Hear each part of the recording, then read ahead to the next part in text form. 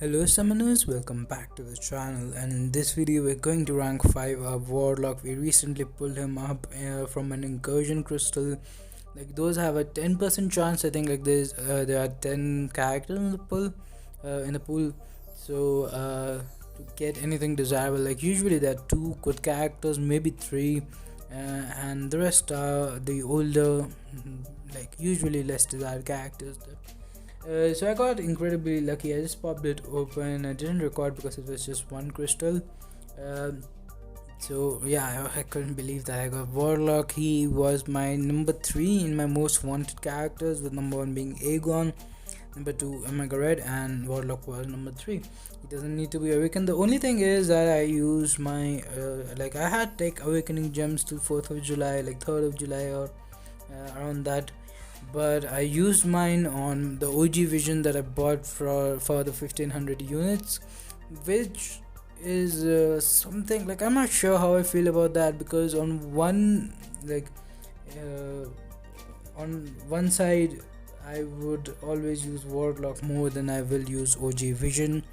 Warlock is a really solid character, like one of the best characters in the entire game, second best in tech in my opinion at least. I'll use him constantly, especially for Alliance Wars.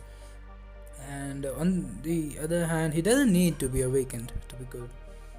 It does give him some extra damage, but again, OG Vision definitely needs to be awakened and to be at a high signature level. I'll, I found a way to awaken this guy, like recently with the chronometer, and then another month with the awakening gem in the Modok store. Like we are getting a lot of 5-star awakening gems recently, so I am pretty confident that I will be able to awaken him. And to take him to rank 5 today also I got incredibly lucky, because I had all the other resources. I didn't have first the T4 basic, but then I spent all my glory on T4 basics, like what, all 10. I think you can get 10 tier 4 basics from the glory store, and I got all of them. But because of that I was out of glory, and I needed 1 tier 2 alpha, no, two tier 2 alpha to rank 5 which like I couldn't get anywhere. Even otherwise I was out of tier 2 tier 1 alpha, so I went in the tier 1 alpha arena, got 3 from there, finished up master and heroic, got 5 from there I think. But yeah, like I had to wait. Then I opened a random solo objective crystal today, and I had 2 tier 1 alphas popped out. So and I'm not the best at managing my resources. Again, you should never buy 10 tier 4 basics, or you should never like use ISO like I'm right now. I had plenty of gold for this rank up. Like I knew I wouldn't be out of that, and I desperately needed Warlock at rank 5 for Lance War. And so I was like, the sooner the better. Like he will save me so many resources in this season, and you're going to see a lot of gameplay coming up in this season. But right now, as soon as we take him to level 6, like one sec here, and then we'll jump straight to the Canadian difficulty. This week's Canadian difficulty, so the week 2, and in this Caltrops and Bleed vulnerability path. So you're going to see some.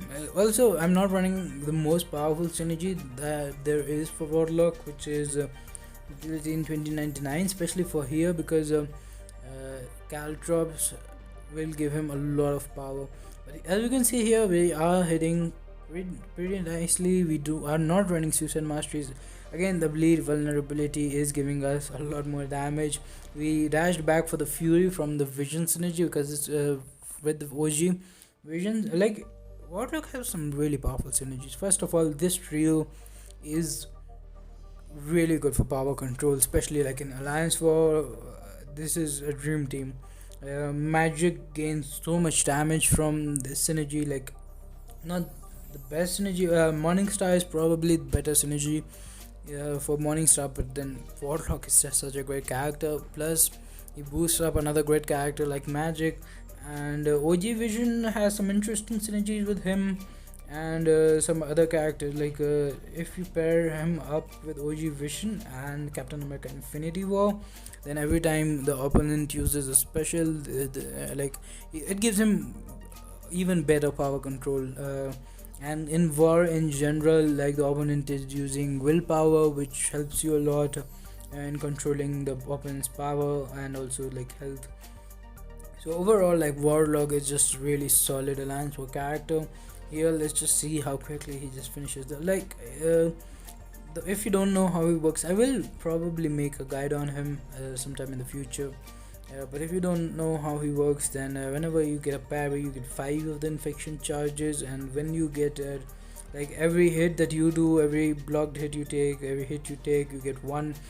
With the cable synergy, you can get double as well. That SP2 is so satisfying to fire off. Like I'm having a lot of fun with my Warlock right now, and I'm not even running Suicide Mastery, which is something that he kind of benefits from. And at the same time, majority of its damage comes from his SP2. You do want to spam it a little bit, so that would end up being some recoil damage. But still, I think for stuff like Alliance War, he's still better with Suicide Mastery in my opinion. Yeah, so once you get 20 of these charges, you get infection, and this Deadpool fight is perfect to show that. After that, you're going to see that the opponent doesn't regenerate, and if they do, then they also drain. He drains some power. He has power control as well. Like here, you're going to see there his power meter is going down, and then I popped the SP2, which has the armor break, which is always useful against fights like Killmonger, Emma Frost. So he's just utility god. His SP1 also has really good power drain. His SP3 can regenerate depending on the infections you have. So here you see like no regeneration for Deadpool. So yeah, I'm really happy with my rank up here, and we'll be using him a lot in Alliance Wars. Thanks for watching. Have a nice day. Subscribe to the channel for more content and stay safe. Bye bye.